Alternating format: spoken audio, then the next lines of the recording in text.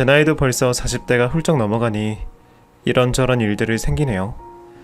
그래도 최근에 겪은 일들은 정말 어디 가서 이야기하기도 창피한 일입니다. 어디 가서 친구들하고 술자리에서도 속 시원히 이야기를 못하겠더라고요. 언제까지 나 혼자만 간직하고 있자니 속병이 날 것 같아 이곳에 글을 쓰기로 했습니다. 익명 제보자의 사연이라 생각하시고 읽어주시면 감사하겠습니다. 저에게는 너무나 사랑스럽고 생활력이 강한 아내와 딸 한 명이 있습니다. 제 운명의 여자인 아내를 만나게 된 것은 바로 아내가 일하는 식당에서였습니다. 여느 때처럼 회사에서 회식을 하고 우연히 들어온 식당에 한 여자가 눈에 들어왔습니다. 그렇다고 방송에 나오는 연예인 같은 미인도 아니었습니다. 왠지 모르게 자꾸 눈이 가는 사람이었습니다. 화장기 하나 없는 수수한 얼굴이었지만 인상이 너무 선해 보였습니다. 손님들에게 친절하게 대하는 모습까지 너무 아름다웠습니다. 저는 그 뒤로 식당을 뻔질나게 드나들었습니다. 처음에는 도저히 혼자 가기가 창피해서 모임 약속이 있을 때마다 별의별 핑계를 대고 식당으로 끌고 갔습니다. 그 덕에 저는 식당의 단골이 되었습니다. 식당의 주인이신 지금의 장모님과도 무척 친해지게 되었고요. 그렇게 자연스럽게 여자와 가까워지기 위해 노력을 했습니다. 일부러 저를 피하는 것처럼 느껴지더군요. 비록 30대 중반의 나이였지만 어디에서 못났다는 소리는 듣지 않았는데 아예 눈길조차 주지 않자 자존심도 많이 상하고 억울하기도 했습니다. 그러던 어느 날 지금 생각해도 얼굴이 붉어지는 짓을 저지르고 말았습니다. 그날따라 비도 추적하니 오고 있었고 마침 술 생각도 나서 식당에 들렸습니다. 웬일인지 식당에는 손님이 한 명도 없었습니다. 조용히 혼자 술을 먹는데 여전히 여자는 저에게 쌀쌀맞게 대했습니다. 그때쯤 저는 장모님에게 어머니라고 부르며 친근하게 대하고 있었습니다. 아, 어머니, 정말 너무하는 거 아니에요? 따님이 왜 나만 싫어해요? 내가 어디가 어때서 그렇게 싫대요? 내가 뭐 어떻게 했다고 저렇게 나만 보면 쌀쌀맞게 한대요? 어머니, 저 너무 속상해요. 아유, 그러게. 제발 좀 자네가 어떻게 해보게. 아주 남자라면 질색을 하니. 내가 다 민망해. 아휴, 나도 속상하네. 나도 한 잔 주게. 손님도 없는데 나도 간만에 한 잔 해야겠네. 저는 그렇게 주거니 받거니 장모님과 술을 먹게 되었습니다. 그러면서 여자가 왜 나를 그렇게 멀리하려 하는지 이유를 듣게 되었습니다. 제가 아유, 불쌍한 거. 내 남편 때문에 그래. 남편이 한량이거든. 평생 이리저리 떠돌아다니다가 돈 떨어지면 나타나고 몇 달 집에서 뒹굴다가 또 나가고 그런 아빠를 보고 자라서인지 자기는 평생 결혼 안 하고 혼자 산다고 저러네. 내가 죄인이야? 아빠와 안 좋은 기억이 있어서 결혼을 생각조차 안 한다고 하니 더 마음이 갔습니다. 그날도 그녀는 하염없이 밖에만 바라보고 있더군요. 그 뒤로 어느 날 저녁이 아닌 오전에 식당으로 찾아갔습니다. 그 시간에는 항상 어머님은 아직 나오지 않으시고 여자 혼자 장사를 하고 있었습니다. 너무 일찍 온 저를 보고 놀라는 여자에게 저는 단도직입적으로 이야기를 꺼냈습니다. 이렇게 이야기도 꺼내지도 않고 끝내기에는 너무 내 마음이 안 좋아서요. 직접 이야기하려고 찾아왔습니다. 당장 사귀자거나 결혼해달라는 건 아니에요. 일단 우리 만나보기라도 해요. 쉬는 날 영화도 보고 쇼핑도 하고 일단 나한테 기회를 좀 주세요. 만나보고 아니라고 하면 깨끗하게 잊고 살겠습니다. 저 여자에게 데이트 신청하는 거 처음입니다.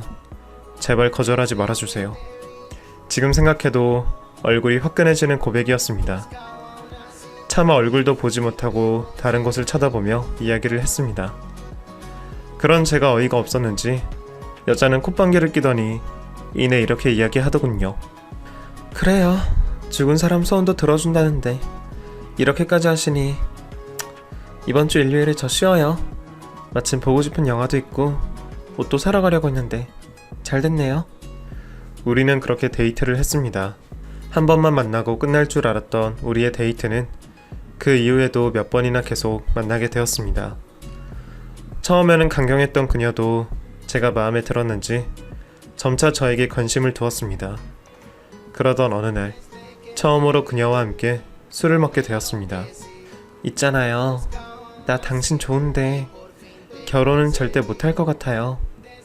끔찍해. 남자만 보면 우리 아빠 생각나.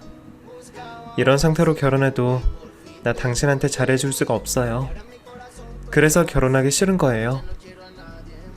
세상의 남자들이 다 아빠 같은 분은 아니에요.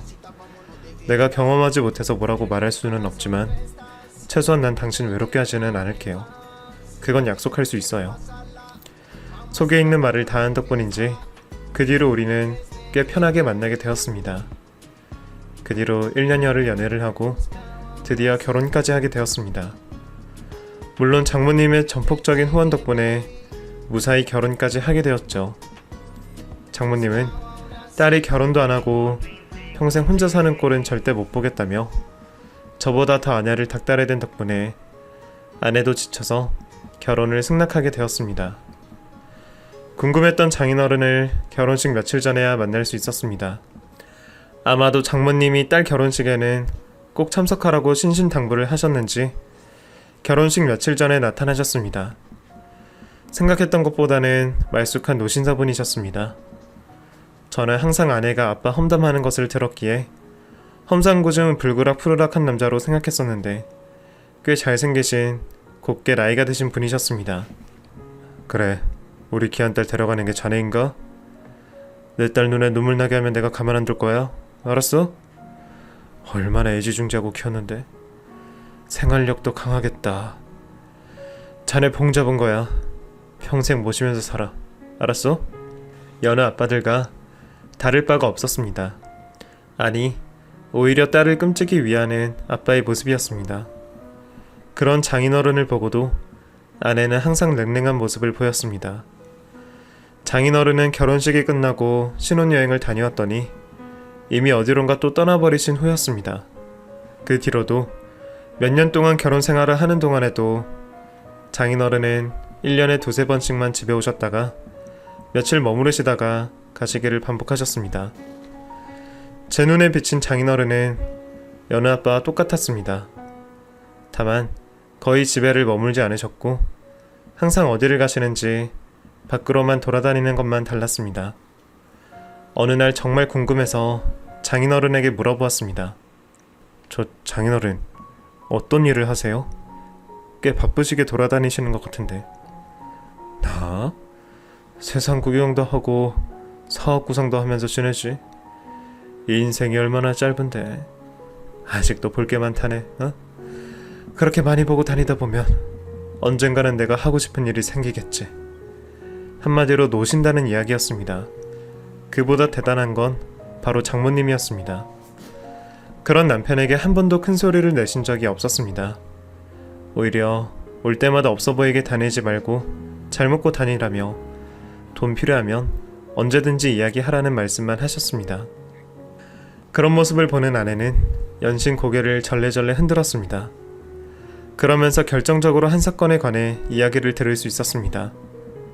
내가 아마 고등학교 때였을 거예요. 어느 날 아빠가 젊은 여자를 데리고 왔어. 자기 인생의 반려자를 드디어 만났다고 엄마한테 이혼해달라고 했어요. 나는 정말 어이가 없었어.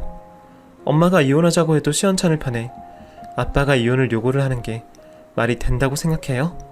그런데 더 황당한 건 엄마가 절대 이혼만은 안 된다고 우기셨어.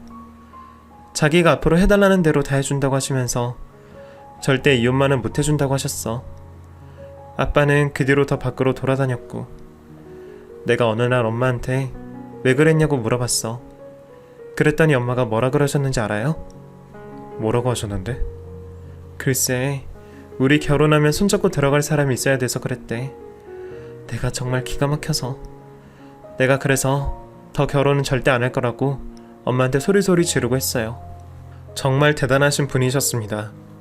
그런 치욕까지 당하시면서 어떻게 이혼만은 그렇게 거부를 하시는지 쉽게 이해가 가지 않더군요. 아무리 자식들 때문이라지만 자식들도 아버지를 그렇게 싫어하는데 이혼만은 안 해주는 장모님을 쉽게 이해할 수 없었습니다.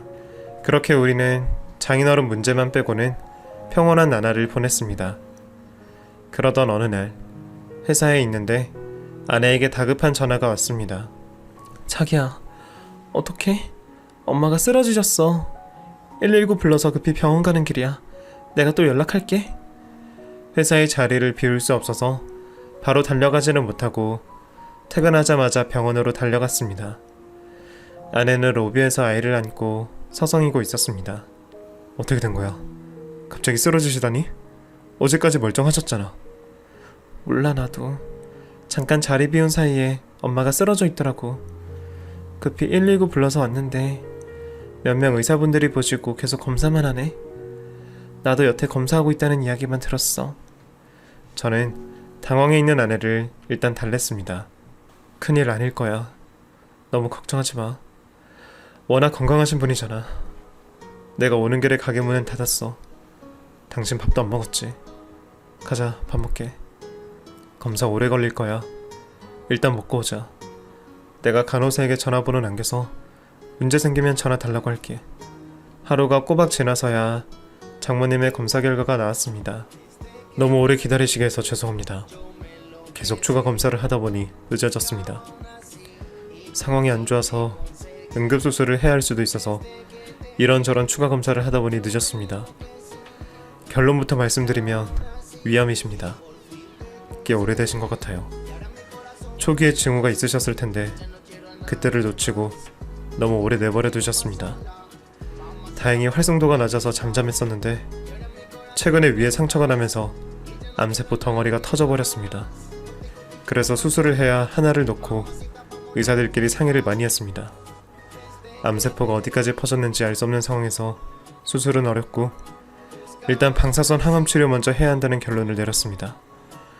아내는 암이라는 소리를 듣자 그 자리에 주저앉아 버렸습니다. 그렇게 건강하시던 분이 암이라니요. 하물며 오랜 기간 암을 앓고 있었다고 하니 더 황당했습니다. 암세포가 더 퍼지기 전에 바로 내일부터라도 시행해야 할 것 같습니다. 몸속 여러 곳에 퍼지면 손을 쓸 수도 없는 상황이 됩니다. 바로 다음 날부터 장모님의 암투병이 시작되었습니다. 아내는 식당에 나가봐야 했기에 할 수 없이 내가 장모님 곁을 지켜야 했습니다. 회사에서 휴가를 허락해 주어서 다행히 장모님을 돌봐드릴 수가 있었습니다.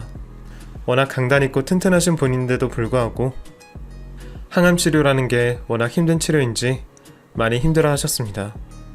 차라리 아내가 이런 모습을 보지 않는 게 다행으로 생각될 만큼 장모님은 많이 힘들어 하셨습니다.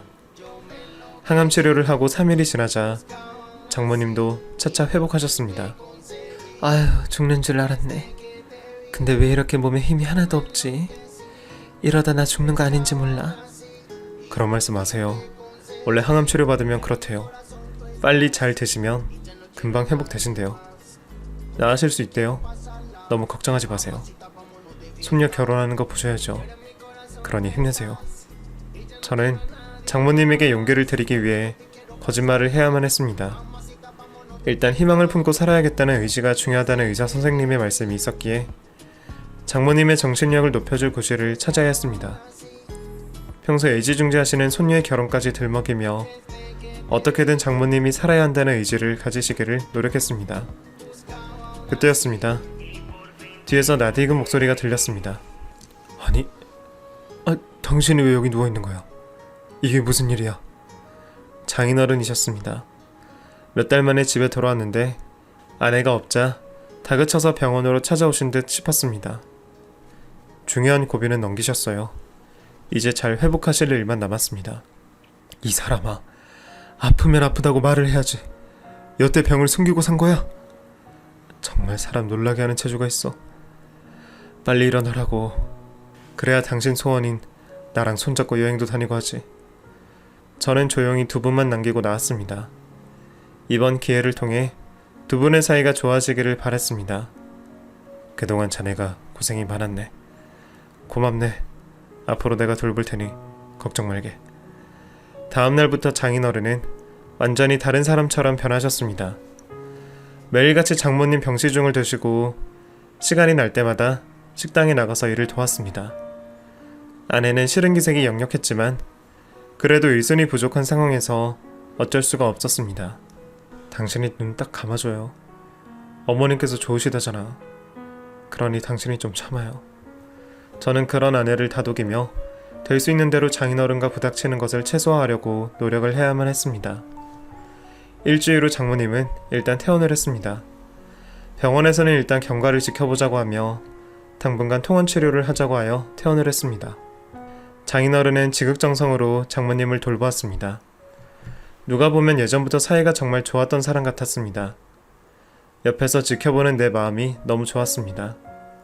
그런데 아내는 그런 모습마저 믿지를 않았습니다. 또 뭔가 꿍꿍이가 있는 걸 거야. 그러지 않고서야 저렇게 할 리가 없어. 어머님께서 아프시니 변하신 거겠지. 좋게 생각하자고.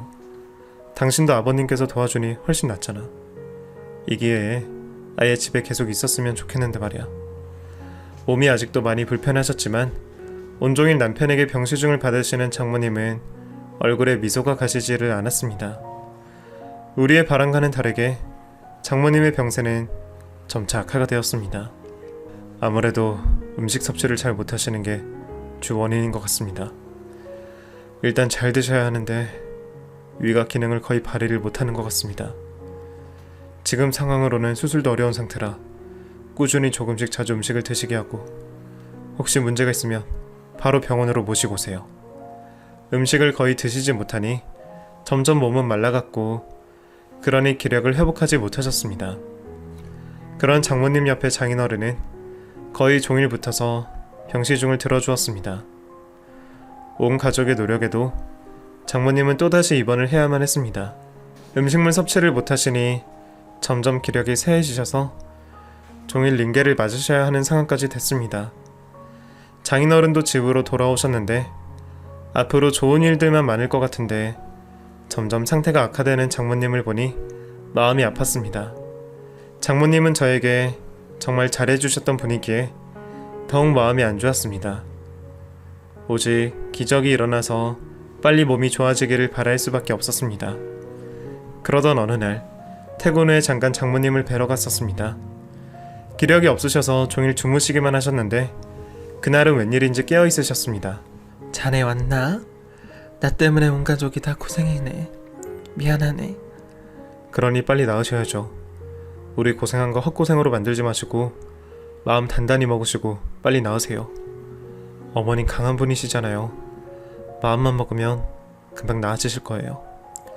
최근 급격히 안 좋아지시는 어머니에게 용기를 북돋아 드려야만 했습니다.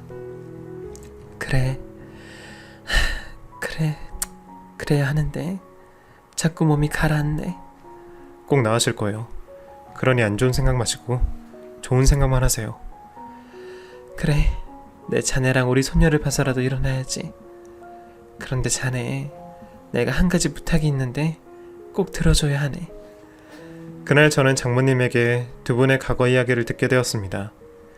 힘겹게 말을 이어가는 장모님은 마치 어제 일어난 일들처럼 생생하게 기억을 하고 계셨습니다. 원래 그 양반 집안이 동네에서 소문난 갑부집이었어. 난 그냥 동네에서 그 양반 착사랑하는 사람이었지. 부자가 망하는 게 순식간이더라고. 그 양반 아버님께서 노름에 빠지셨어. 시어머니가 어떻게든 말려보려 했지만 한번 노름에 빠지시니 집안을 다 거덜내셨지. 시어머니가 어느 날 나를 부르시더니 그 양반이랑 결혼하라고 하시더라고. 더 있다가는 아예 다 망할 것 같다며 식당 건물을 주시면서 식당을 할 수 있게 해주셨어. 아마 그때 전 재산이지 않았나 싶어. 남은 아들 하나만은 어떻게든 살아갈 방법을 찾아가다가 나를 선택하신 거지. 내가 동네에서 일 잘한다고 소문났었거든. 우리는 그렇게 결혼을 했다네. 서로 정이 없이 결혼한 거야. 하물며 결혼하자마자 시아버지가 행방불명이 되셨어. 그 양반은 아버지를 찾는다고 백방으로 돌아다녔고 그렇게 돌아다니다 보니 어느새 지금처럼 평생 또 돌아다니는 사람이 돼버린 거지. 나는 애를 낳고 기르다 보면 돌아올 줄 알았다네. 그런데 그 양반은 처음부터 집으로 돌아올 생각이 없었던 거야. 자네, 내가 왜 이혼만은 안 해주는 줄 아나? 응? 시어머니에게 돌아가실 때 약속